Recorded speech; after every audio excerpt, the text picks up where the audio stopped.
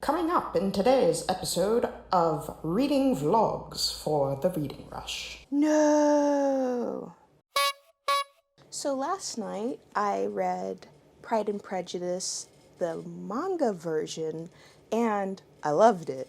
I think I'm going to give it 4.5 stars because if I had this in my collection, I would totally reread it quite frequently because it did what I was hoping it would do, that I talked about in yesterday's vlog, where it takes out the archaic use of the language and it just boils down the plot.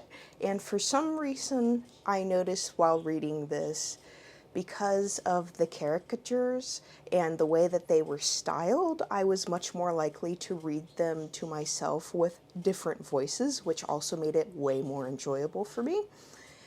And the scene that I complained about yesterday in this book is hilarious. I'll put a photo that I took of it yesterday up somewhere on the screen because it still has me cackling where he comes out of a teapot. So in some instances it brings humor where I didn't really find it humorous before, and the one critique that I will make of it that I have a feeling a lot of people who enjoyed the original would not like about this version is that it takes out a lot of the wit that is involved with the way that the original is phrased. So if that's why you read Pride and Prejudice, I'm not sure you'll like this version. But if you've tried to get into Pride and Prejudice before and you just couldn't because you didn't like the writing style or you just didn't realize that it was more of a social commentary, then this will make it very much so more enjoyable to you. So that's one thing that we can kind of talk about, is that if you don't like an original work, you may like it in a different format or in a different version, like Pride and Prejudice and Zombies.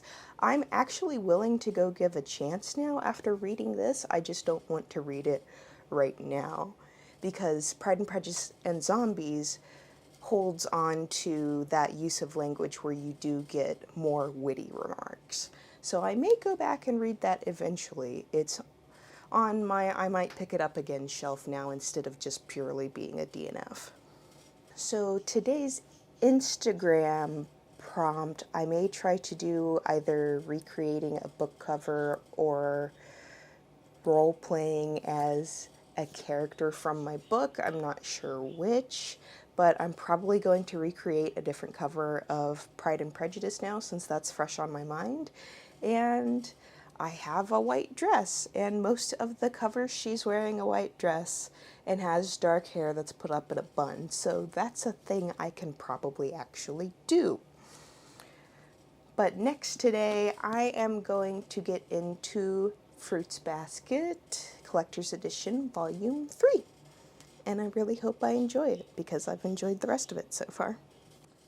No! And it was at this point that I realized I could not read Fruits Basket Collector's Edition Volume 3. So, with reading Fruits Basket, I had originally been reading the original issues of the manga published in 2004, and the chapters don't line up.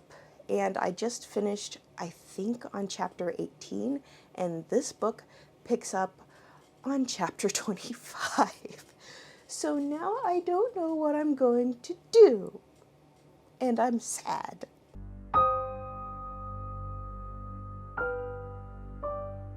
So I decided to try to read City of Brass instead.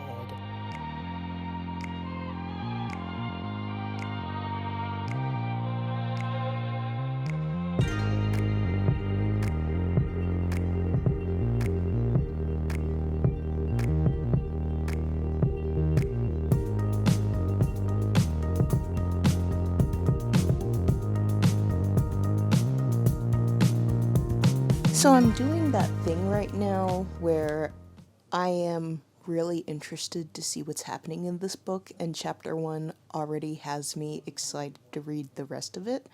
But for some reason, my brain cannot concentrate on anything right now. or at least I can't concentrate while reading a physical book, so I'm going to switch back to an audiobook.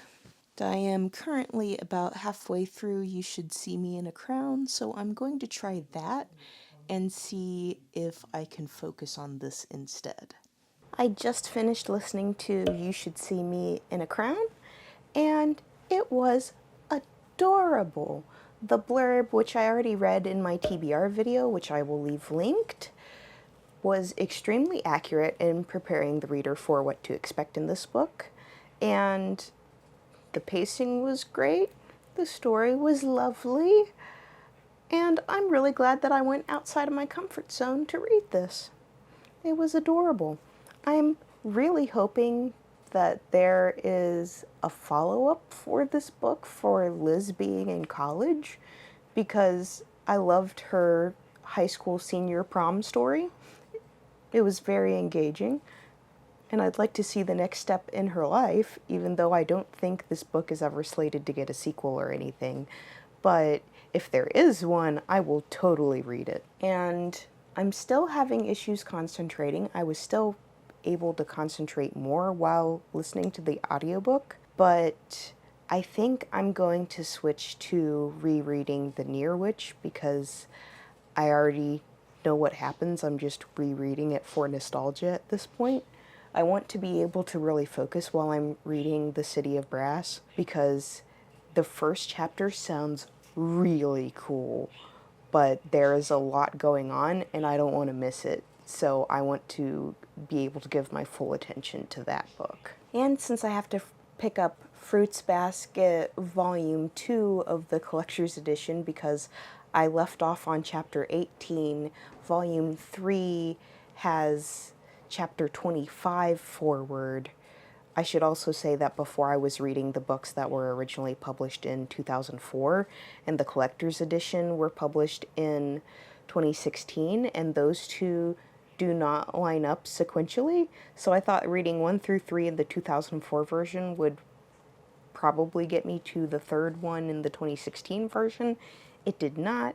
I will be picking that up tomorrow, and that's when I'll do my dress-up stuff. So today, I decided to do the prompt for what keeps you fueled while reading, which for me, right now, is Silver Needles tea, because I've just been liking a light flavor of tea with just minimal caffeine, and that's just what I'm enjoying today.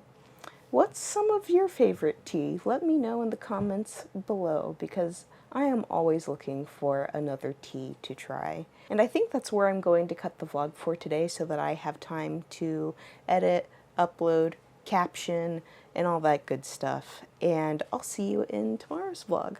Bye!